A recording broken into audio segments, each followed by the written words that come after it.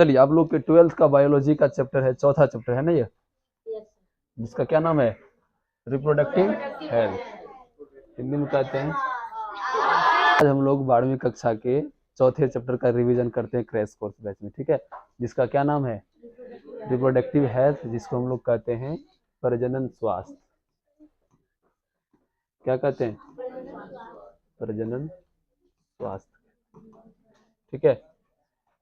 इस चैप्टर में हम लोग पढ़ेंगे कि जनसंख्या या जनन से संबंधित क्या सब समस्याएं हैं, ठीक है, और उसका निदान कैसे होगा, उसका इलाज कैसे होगा, उसका उपाय कैसे होगा, ठीक है। तो प्रजनन स्वास्थ्य से संबंधित मतलब हो गया प्रजनन से संबंधित स्वस्थ कैसे रहना है, या प्रजनन के संबंधित में कोई बीमारी कैसे उत्पन्न होता है, उन सभी बीमारी के बारे में आज हम लोग पढ़ेंगे, ठीक है। तो सबसे पहले आप लोग प्रजनन जान चुके हैं, इससे पहले 3 चैप्टर सिर्फ प्रजनन ही पढ़ा है ना। प्रजनन वही है जो आप लोग पढ़े, ठीक है। और स्वस्थ कौन कहलाता है, जो व्यक्ति शारीरिक रूप से, मानसिक रूप से और सामाजिक रूप से, पर्यावरणीय रूप से क्या होता है, परिपूर्ण होता है, कोई उसको दिक्कत समस्या कोई परेशानी नहीं है, वो क्या है, स्वस्थ। अभी आप लोग स्वस्थ हैं, हमको लगता है कोई स्वस्थ नहीं है, हम भी स्वस्थ नहीं है, ठीक है, क्योंकि 100% कोई स्वस्थ हो ही नहीं सकता, क्योंकि उसके ऊपर किसी न किसी प्रकार का दबाव, प्रेशर, टेंशन, तनाव, सामाजिक या पर्यावरण, जैसे अभी ठंड का कहर है तो पर्यावरणिक दबाव हमारे ऊपर है, ये भी क्या हो गया, हम लोग एक अस्वस्थ का कारण बन गया, ठीक है। तो स्वस्थ व्यक्ति कब कहलाता है, जब मानसिक रूप से, मतलब उसको मन में किसी प्रकार का टेंशन, चिंता, तनाव नहीं होना चाहिए, शारीरिक, उसका शरीर बिल्कुल स्वस्थ होना चाहिए, बाहरी रूप से या आंतरिक रूप से। दूसरा है सामाजिक रूप से, बहुत व्यक्ति सामाजिक रूप से बीमार होता है, जैसे कोई व्यक्ति क्या कि एक बार गांव में चोरी कर लिया है ना, अब गांव गांव में उसको टहलने में या गांव के सामने अपना चेहरा दिखाने में बहुत ज्यादा शर्म होता है, ठीक है, तो वो सामाजिक बीमार है, ठीक है। इस प्रकार से यानी कि सभी व्यवस्थाओं से या सभी प्रकार से जो व्यक्ति क्या होता है, पूर्ण कंप्लीट होता है, पूर्ण रूप से स्वस्थ होता है, उसे हम लोग क्या कहते हैं, स्वास्थ्य कहते हैं। यह परिभाषा किसके द्वारा दिया गया, WHO के द्वारा। किसके द्वारा, WHO। WHO का पूरा नाम क्या होता है, W से वर्ल्ड, H से हेल्थ, O से ऑर्गेनाइजेशन, ठीक है, ये हो गया आपका वर्ल्ड हेल्थ ऑर्गेनाइजेशन। इसको हिंदी में हम लोग कहते हैं विश्व स्वास्थ्य संगठन, ठीक है। पूरे विश्व का एक संगठन बना हुआ है, विश्व में यदि कोई प्रकार की बीमारी फैलती है या कोई प्रकार की समस्या आती है, उसका सॉल्यूशन कौन निकालता है, WHO। जिस प्रकार कोरोना बीमारी आया था तो सबसे पहले अथक प्रयास कौन किया था, WHO। मतलब किसी प्रकार के पूरे विश्व में किसी प्रकार की स्वास्थ्य संबंधित जो टीम है, जो स्वास्थ्य उसका संगठन है, वो कौन है, WHO, ठीक है।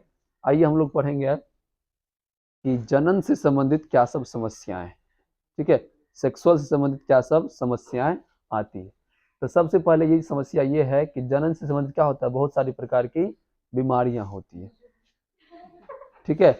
और इसमें मुख्य रूप से क्या होता है, जनन से होने वाली बीमारियां, जनन से संबंधित होने वाली समस्या जो होता है उसका स्वास्थ्य करते हैं। उसके निदान के लिए सबसे पहला सरकार कदम उठाया था कि 11वीं या 12वीं कक्षा के सिलेबस में क्या करना, सेक्स एडुकेशन देना।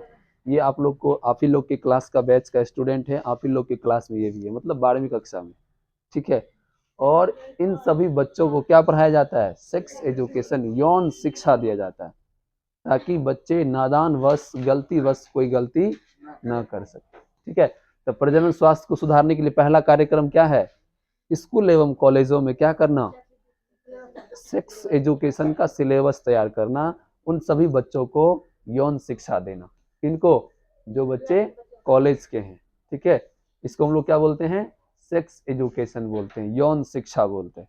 क्या बोलते हैं, यौन शिक्षा में क्या पढ़ाया जाता है, यौन से यानी कि यौन संबंध बनाने से संबंधित क्या सब समस्या है, या क्या सब सावधानियां रखनी है, किस कंडीशन में क्या करना है, ठीक है। चलिए, दूसरा समस्या है कि STD की रोकना। STD के बारे में बच्चों के अंदर जानकारी देना कि STD इतना खतरनाक बीमारी है, इतना खतरनाक रोग है जिसका कोई इलाज नहीं है, इसी कारण इससे बचना है। STD का पूरा नाम क्या होता है, सेक्सुअल ट्रांसमिटेड डिजीज, यौन संचारित रोग, ठीक है। इसके अलावा सुरक्षित एबॉर्शन या समाज में गर्भपात न हो, इसके लिए क्या किया जाता है, इसकी भी सलाह दी जाती है कि अबॉर्शन कब करवाना है और कब नहीं करवाना। ये सब क्या है, प्रजनन स्वास्थ्य को सुधारने के लिए ये सब एक पहल है, एक प्रकार का बोल सकते हैं उसको, एक कदम उठाया गया। क्या करने के लिए, क्या करने के लिए, प्रजनन स्वास्थ्य को सुधारने के लिए। ठीक है। इसके अलावे यदि एबॉर्शन करवाते हैं तो एबॉर्शन से पहले क्या होता है, उसका अल्ट्रासाउंड होता है, यूएसजी। ठीक है। अल्ट्रासाउंड में क्या होता है कि फीमेल को देखा जाता है, बॉडी को देखा जाता है कि वो किस कंडीशन में, किस अवस्था में, यदि सुरक्षित है या असुरक्षित है। यदि सुरक्षित है या असुरक्षित है तो किस कंडीशन में एबॉर्शन होगा या किस कंडीशन में एबॉर्शन नहीं होगा। इन सभी बातों का ध्यान रखा जाता है किसमें, प्रजनन स्वास्थ्य को सुधारने के लिए। आपका एक प्रकार का अल्ट्रासाउंड का रिपोर्ट। ठीक है। इस रिपोर्ट में बच्चा के सभी प्रकार का पोजीशन, लोकेशन या उसका सेक्स की भी जानकारी ली जाती है कि बच्चा कौन सा लिंग है, स्त्रीलिंग है या पुल्लिंग। ये सब हो गया प्रजनन स्वास्थ्य को सुधारने के लिए। दूसरा कंडीशन है पूरे विश्व को जनसंख्या का। इसका तो प्रजनन स्वास्थ्य के अंदर क्या करना है, जनसंख्या को भी सुधारना है, क्योंकि ये भी किसका रिजल्ट है, प्रजनन का ही है। प्रजनन यदि नहीं होता तो जनसंख्या बढ़ता, तो प्रजनन के कारण क्या हो गया, बहुत बेतहाशा जनसंख्या बढ़ गया। ठीक है। तो इन जनसंख्या को भी नियंत्रण करने के लिए किसकी जिम्मेदारी है, प्रजनन स्वास्थ्य, यानी कि प्रजनन स्वास्थ्य की भी समस्या है। ठीक है। इन प्रकार के जनसंख्या को सुधारने के लिए क्या करना है, क्या करना है, जनसंख्या नियंत्रण कैसे करना है उसकी जानकारी देना है। किसमें, समाज को। किन माध्यमों से, टीवी चैनल, यूट्यूब या न्यूज़पेपर, अखबार के माध्यम से क्या करना है, समाज के लोगों को सूचना देना है, जानकारी देना है, इतनी जनसंख्या बढ़ गई है, जनसंख्या बढ़ने से क्या होता है। और इन सभी समस्याओं का अध्ययन करना हाइजीन कहलाता है। क्या कहलाता है, जिसको हम लोग कहते हैं स्वास्थ्य विज्ञान। स्वास्थ्य विज्ञान किसे कहते हैं, स्वास्थ्य संबंधित समस्याओं का अध्ययन करना ही क्या कहलाता है, स्वास्थ्य विज्ञान कहलाता है। इंग्लिश में क्या बोलते हैं, हाइजीन। हाइजीन में मुख्य रूप से कौन कौन भाग लेते हैं, मेल और फीमेल। तो इसका अगला टारगेट है कि प्रजनन स्वास्थ्य को कैसे बेहतर बनाना है, कैसे बहुत अच्छा बनाना है। इसके लिए क्या सब योजना चलाया जा सके, ताकि क्या हो जाएगा, प्रजनन स्वास्थ्य से संबंधित समस्याएं खत्म हो जाएगा और प्रजनन स्वास्थ्य क्या होगा, बेहतर कैसे होगा। इनके लिए सरकार के द्वारा बहुत सारी योजना चलाई गई है। ठीक है। जिसमें सबसे पहला प्लानिंग क्या है, सबसे पहला प्रोग्राम क्या है, फैमिली प्लानिंग। इसको हम लोग बोलते हैं परिवार नियोजन। क्या बोलते हैं, जनसंख्या नियंत्रण का एक बहुत अच्छा मेथड है। इन्हीं मेथड से क्या कर सकते हैं हम लोग, सुरक्षित रह के प्रजनन स्वास्थ्य संबंधित समस्याओं का ध्यान रखते हुए क्या कर सकते हैं, जनसंख्या को नियंत्रित कर सकते हैं। उसका सबसे अच्छा मेथड क्या है, फैमिली प्लानिंग है, जिसको हम लोग परमानेंट रूप से, टेम्पररी नहीं, परमानेंट रूप से क्या कर सकते हैं, जनसंख्या को नियंत्रित कर सकते हैं, कंट्रोल कर सकते हैं। ठीक है। इसको क्या बोलते हैं हिंदी में, परिवार नियोजन। ठीक है। अब देखिए इसके लिए बहुत सारा प्रोग्राम चलाया गया, जिसको क्या कहते हैं हम लोग, दूसरा है रिप्रोडक्टिव चाइल्ड हेल्थ केयर। इसमें क्या किया जाता है, नवजात शिशु जो बच्चा जन्म लिया है उसका और उसके मदर का, दोनों का स्वास्थ्य का ध्यान रखा जाता है। ठीक है। देखते हैं ना, मतलब जब कोई मदर डिलीवरी होता है, पर्चुरेशन होता है, तो उसके यहाँ लगभग 2-3 दिन तक या लगातार उसके यहाँ कौन जाती है, आशाएं जाती है, या सरकार के कुछ नर्स भी जाते हैं। ये प्रत्येक 3 महीना पर उसको इंजेक्शन देने जाता है, कुछ ड्रॉप भी देने जाते हैं उसको, जाता है ना। ये सब कौन सा प्रोजेक्ट है, वही है चाइल्ड हेल्थ केयर। और उसके मदर का भी ध्यान रखा जाता है। किसका, मदर मतलब सुरक्षित है कि नहीं है, क्योंकि मदर सुरक्षित है तभी बच्चा सुरक्षित है। क्योंकि जब तक उसका ब्रेस्ट फीडिंग होगा, जब तक बच्चा मदर का स्तनपान करेगा, मतलब दूध का श्रवण करेगा, तब तक उन माँ को भी क्या है, स्वस्थ रहना जरूरी है। वरना अन्यथा क्या होगा, कुछ ऐसे बीमारी हैं जो माँ से उसके संतानों तक जा सकती है, या माँ बीमार होगी, माँ को सर्दी होगा तो उसके बच्चों को भी क्या होगा, और भी कई तरह की बीमारियां हो सकती है। इसी कारण बच्चों के साथ साथ उनका माँ का भी ध्यान रखा जाता है, और यहाँ पिता का कोई स्थान नहीं। ठीक है। पिता जैसा है ठीक। ठीक है। ये हो गया रिप्रोडक्टिव एंड चाइल्ड हेल्थ। ठीक है। इसके अलावा सबसे प्रजनन स्वास्थ्य को बिगाड़ने वाला सबसे बड़ा कारण यही है। हाँ। ठीक है। बाल विवाह से क्या होता है, कई प्रकार की समस्या उत्पन्न होती है। ठीक है। आप अपने गांव में या अपने कहीं मोहल्ले टोले कस्बे में देखे होंगे, ध्यान से, बहुत ऐसे बच्चे हैं, ऐसे नवजात शिशु का मतलब या ऐसे नाबालिग का शादी कर दिया जाता है जो इस उम्र के लायक नहीं है, जो शादी करने के योग्य किसी भी एंगल से नहीं रहता है। ठीक है, शादी तो कर लेता है, ठीक है, अब मान के चलिए किशोरावस्था को पार कर गया तो उसके बॉडी में तो गैमेट्स का निर्माण हो ही गया होगा। ठीक है, और शादी के कुछ दिन बाद क्या होता है, वो प्रेग्नेंट हो जाती है फीमेल जिसका शादी होता है। ठीक है, अब उसको डिलीवरी होने में इतनी ज़्यादा समस्याएं होती है कि इस कंडीशन में दोनों का खतरा बना होता है, दोनों का जान जा सकता है, मदर का भी और बच्चे का भी।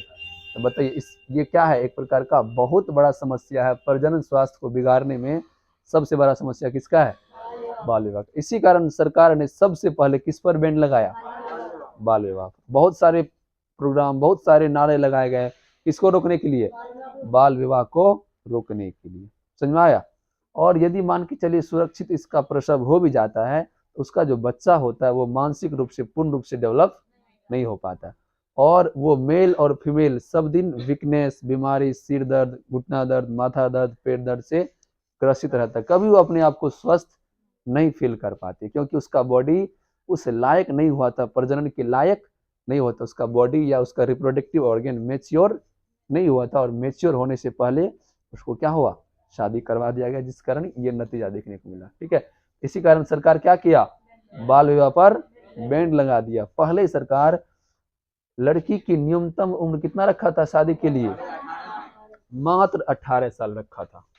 ठीक है, 18 वर्ष बालिकाओं की शादी करने का न्यूनतम उम्र, मतलब सबसे कम से कम उम्र, अधिक जितना हो सके, ठीक है, लेकिन सबसे कम कितना रखा, 18 वर्ष।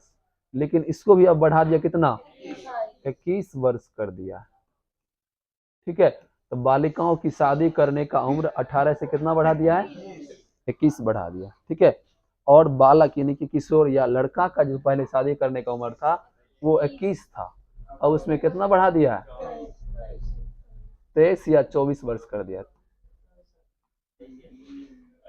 ठीक है, तो दोनों में प्लस कर दिया, यानी कि और ज्यादा परिपक्व होकर शादी करना और बेहतर है आपके स्वास्थ्य के लिए, आपके समाज के लिए, आपके लंबे जीवन के लिए। क्या है, बेहतर है क्या करना, मैच्योर होकर शादी करना, चाहे वो बालक हो या बालिका, मेल हो या फीमेल। इसी सब समस्याओं को ध्यान में रख के क्या किया सरकार, क्या किया, बाल विवाह को बैंड लगा दिया इस पर। चलो बोलो।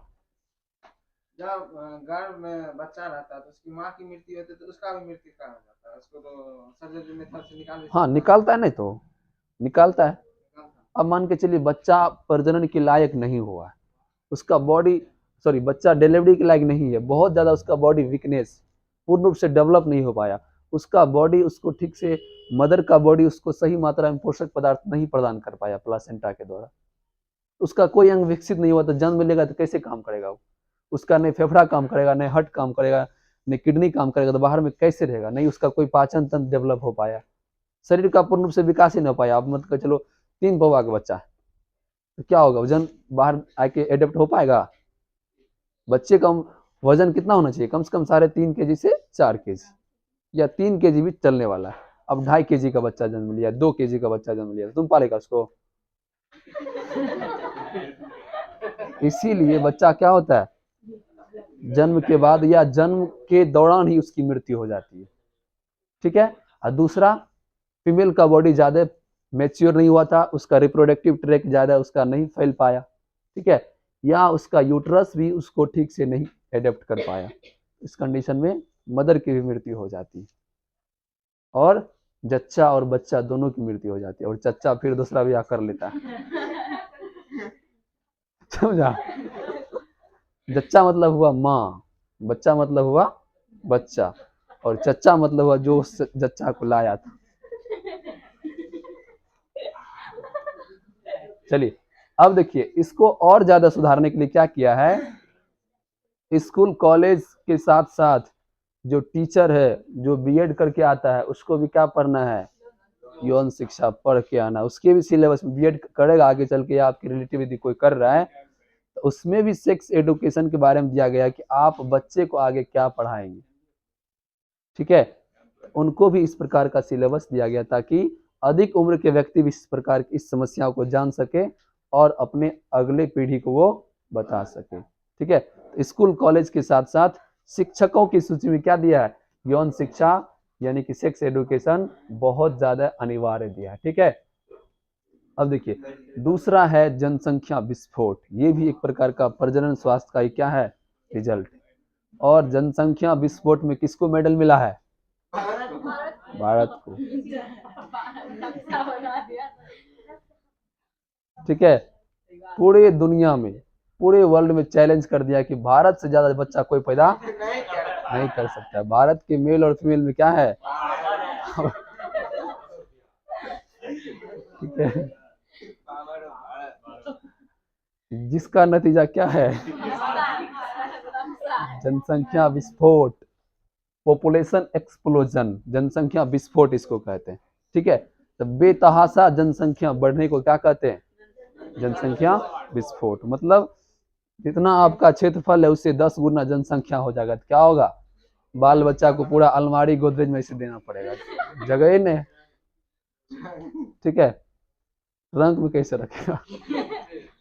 चलिए, कभी आप लोग अच्छा अच्छा हॉस्टल जाइएगा तो वहां जो है ना बेड जो लगा रहता है, जगह के कारण क्या करता है, हाँ 2 मंजिला बेड लगा दिया जाता है। ठीक है, नीचे में एक एक बच्चा है, उसके ऊपर दूसरा बच्चा है। क्यों, आखिर ऐसा नौबत क्यों आया, जनसंख्या के कारण। जनसंख्या बढ़ गया तब जगह तो उतना ही है, थोड़े भारत का मतलब 2 बीघा कोई जोत लिया है, नहीं, जगह उतना ही है, उसका भौगोलिक क्षेत्रफल उतना ही है, लेकिन क्या हो गया, जनसंख्या बढ़ गया। और जनसंख्या बढ़ने के कारण हमारा पर्यावरण भी असंतुलित हो रहा है, सभी कुछ की मांग बढ़ रही है। ठीक है, चाहे वो लकड़ी का मांग हो, भोजन का मांग हो, वस्त्र का मांग हो, रेलवे लाइन का मांग हो, सड़क, आखिर सड़क इतनी ज्यादा क्यों बढ़ रहा है, क्योंकि जनसंख्या बढ़ रहा है। अभी जो वहाँ 4 लाइन गुजरा है वो क्यों गुजरा है, आज से 50 साल पहले सड़क था कि नहीं था सोनवर्षा में, या और भी कहीं सड़क था ना, और भी सड़क बनाने की आवश्यकता क्यों पड़ी, जनसंख्या बढ़ गया, वाहन की संख्या बढ़ गया, तो वहाँ बहुत कंजेस्टेड एरिया हो गया, जाम लग रहा है, जिस कारण क्या हो गया, अलग से एक लाइन बिछाया। रेलवे लाइन प्रत्येक दिन हजारों रेलवे लाइन नया नया बिछाया जाता है, क्यों, क्योंकि ट्रेन की संख्या बढ़ रही है। ट्रेन की संख्या क्यों बढ़ रही है, क्योंकि इंसान की संख्या बढ़ रही है। तो जनसंख्या विस्फोट का बहुत बड़ा दुष्परिणाम है।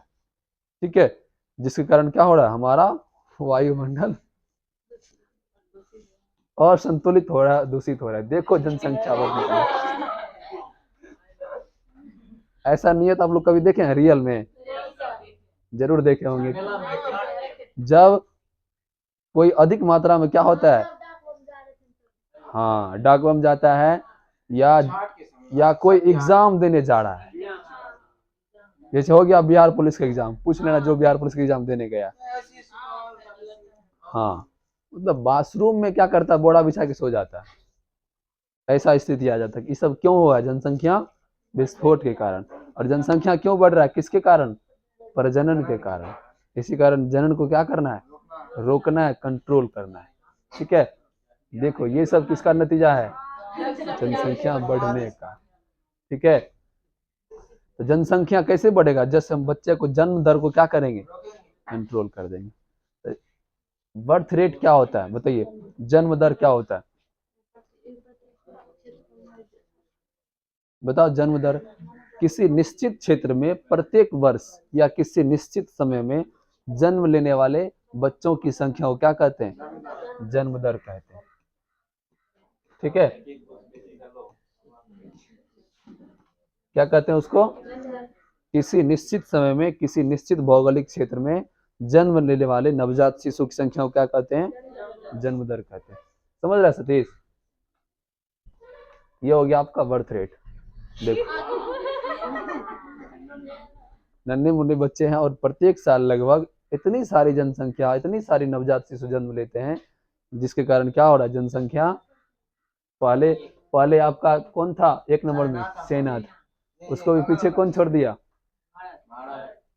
हाँ। चलिए अब दूसरा है डेथ रेट, मृत्यु दर। वही वह किसी निश्चित भौगोलिक क्षेत्र में प्रत्येक वर्ष मृत्यु होने वाली जनसंख्या को क्या कहते हैं हम लोग, या मरने वाले व्यक्तियों की संख्या को मृत्यु दर कहते हैं। मृत्यु दर भारत का क्या है, बहुत बहुत ज्यादा कम है, और जन्म दर क्या है, बहुत ज्यादा है। ठीक है, जिसके कारण जगह की कमी महसूस हो रही है। अब है दूसरा, जनसंख्या घनत्व।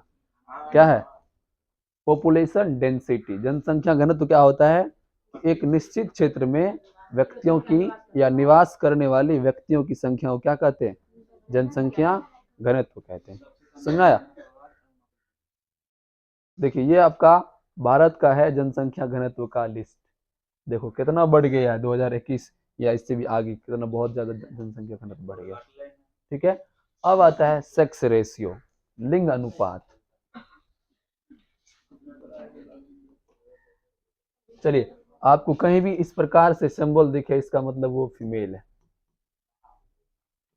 प्लस, ओ पर प्लस का चिन्ह देखे, इसका मतलब क्या है, फीमेल। और ओ पर तीर का चिन्ह देखे, इसका मतलब वो क्या है, मेल।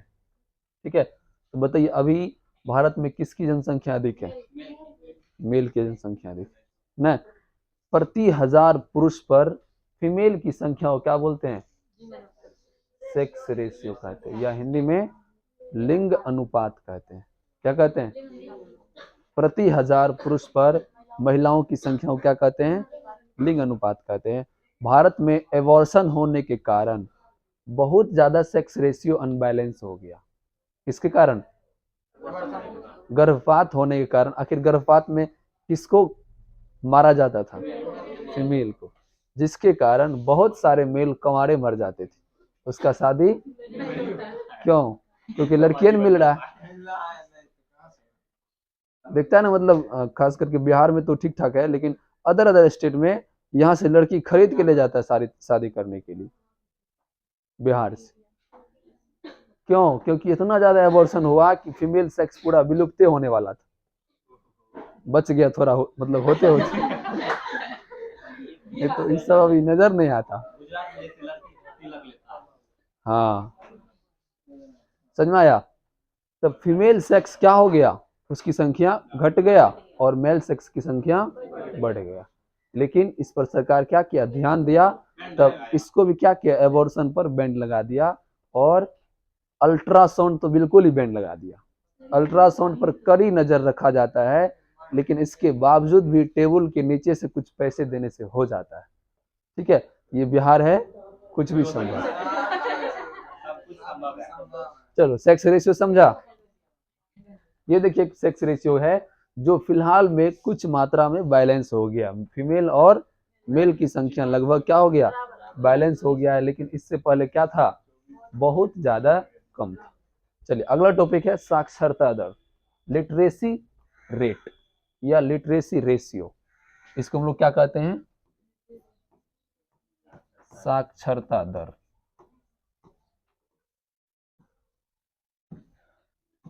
तो कोई व्यक्ति साक्षर तब कहलाता है जो कोई भी भाषा को लिख दे या पढ़ दे, लिख या पढ़ सकता है, वह व्यक्ति क्या कहलाता है, साक्षर कहलाता है।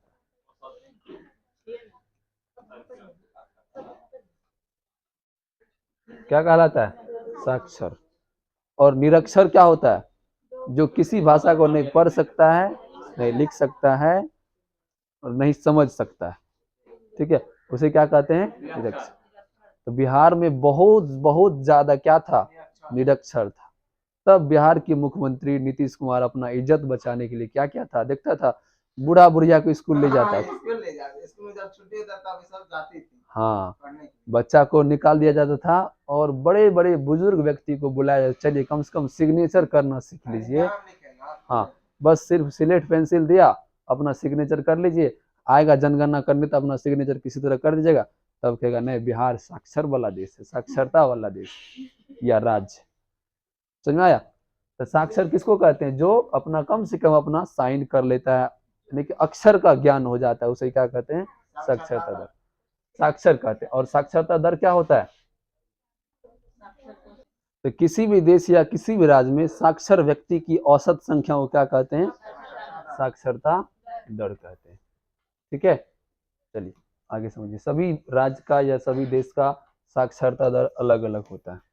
अगला है पॉपुलेशन कंट्रोल, जनसंख्या नियंत्रण। जनसंख्या नियंत्रण कैसे कर सकते हैं बताइए। इसके बहुत सारे मेथड है, ठीक है। जनसंख्या नियंत्रण करने का क्या है, तो जनसंख्या विस्फोट समझे आप लोग। तो जनसंख्या विस्फोट का दुष्परिणाम समझ गए, क्या सब उसका हानि है ना। आखिर हानि है तो हानि को हम लोग सुधारेंगे ना, उसमें सुधार करेंगे। तो उसी को सुधारने के लिए क्या किया गया, बहुत सारा प्रोग्राम चलाया गया। इसी प्रोग्राम को क्या कहते हैं, पॉपुलेशन कंट्रोल या जनसंख्या नियंत्रण। इसके लिए बहुत सारे मेथड हैं, जिसका पहला मेथड आपका क्या है, हाँ, अस्थायी विधि या टेम्पोररी मेथड, मतलब परमानेंट मेथड या टेम्पोररी मेथड। तो जनसंख्या कब कंट्रोल होगा, जब जन्म दर कंट्रोल होगा ना। तो सबसे पहले क्या हम लोग कर लेंगे, बर्थ कंट्रोल कर लेंगे, ऑटोमेटिक जनसंख्या नियंत्रण हो जाएगा।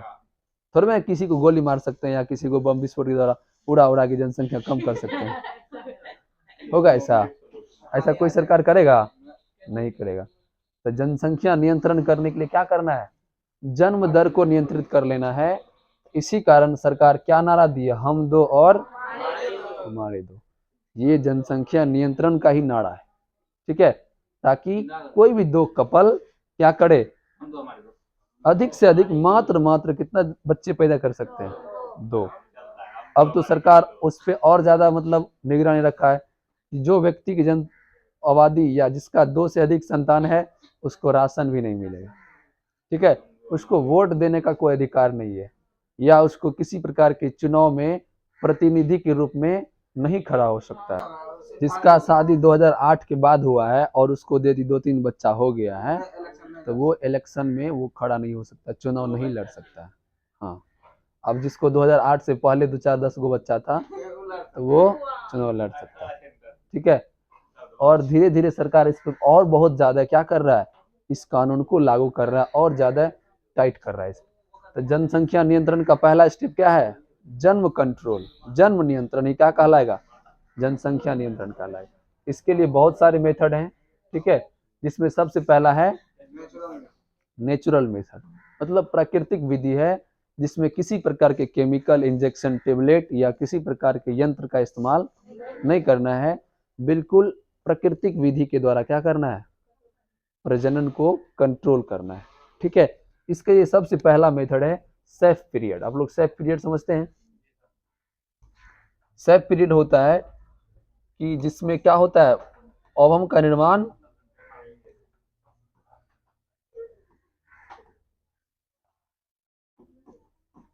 Safe period. सेफ पीरियड मतलब होता है कि जिस अवस्था में स्पर्म और ओवम का फर्टिलाइजेशन या ओवम उस स्थान पे उसका निर्माण नहीं हुआ, ठीक है। तो बताइए मेंस्ट्रुएशन साइकिल के कितने दिनों के बाद अगला ओवम का निर्माण होता है। जैसे मान के चलो आज कितना तारीख है, 10 तारीख, आज मेंस्ट्रुएशन साइकिल खत्म हुआ किसी फीमेल का, ठीक है। तो बताइए अगला इसका एग कितने दिन के बाद बनेगा, हाँ, 14वें दिन के बाद ये फिर से क्या होगा, एग का डेवलपमेंट होगा। तो 10 तारीख से क्या तारीख हो जाएगा, तो अगला अब जो है एग का निर्माण कितने तारीख को होगा, 24 तारीख। और ये कितने दिनों तक वहां रुके रहेगा, 3 दिन तक, ठीक है। तो 24, 26, 24, 25, 26, ये 3 दिन आपके लिए अनसेफ पीरियड है। ये 3 दिन यदि आप चाहते हैं संतान उत्पन्न हो, अगला संतान उत्पन्न हो या वाइफ प्रेग्नेंट हो, तब इस दौरान क्या करना है, सेक्सुअल क्वाइटस यानी कि यौन संबंध बनाना है। और आप चाहते हैं कि संतान अभी नहीं चाहिए, एक हइये है उसी को पाल पोस के बड़ा कर लेते हैं, फिर देखा जाएगा। तो इस पीरियड में क्या करना है, सेक्सुअल क्वाइटस यौन संबंध नहीं बनाना। यही 3 से 4 दिन आपके लिए क्या है, सुरक्षित अवस्था है,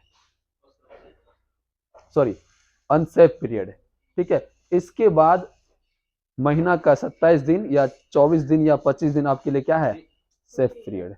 क्योंकि जब एग का निर्माण हो गया यह फेलोपियन ट्यूब के एम्पुले स्थान पर कितने दिन तक रुकेगा, तो 3 दिन इसको क्या होगा, इसको स्पर्म से कोई कांटेक्ट नहीं होगा, तो फर्टिलाइजेशन का चांस नहीं होगा, बिल्कुल फर्टिलाइजेशन का चांस खत्म है।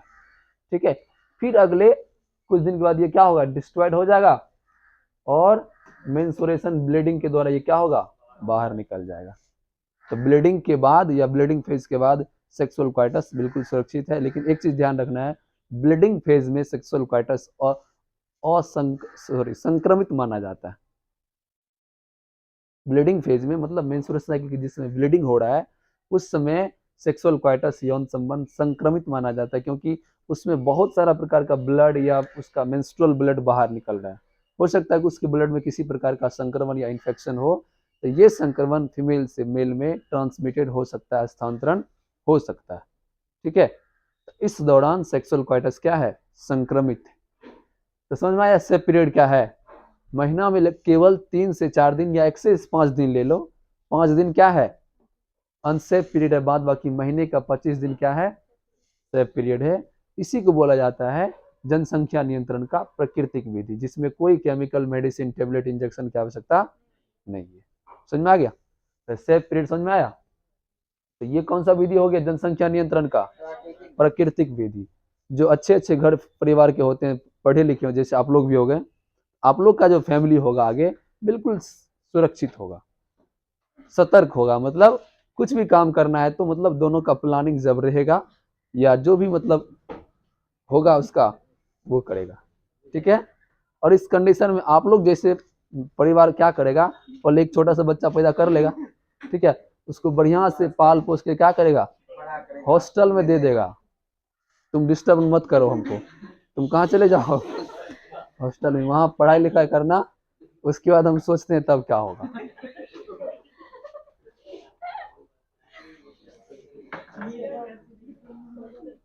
इससे क्या होता है, इससे क्या होता है कि जो बच्चा हुआ है उसका डेवलपमेंट, उसका पालन पोषण सही से हो पाता है।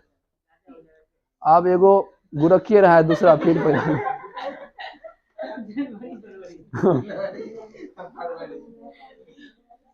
समझ में आया। इससे क्या होता है कि जो भी बच्चा हुआ है उसके बीच में कुछ ज्यादा टाइम होने से क्या होता है, बच्चों का पालन पोषण या उसका शिक्षा व्यवस्था सही ढंग से हो पाता है। ठीक है, अब एगो बच्चा का पेंट फट गया, दूसरा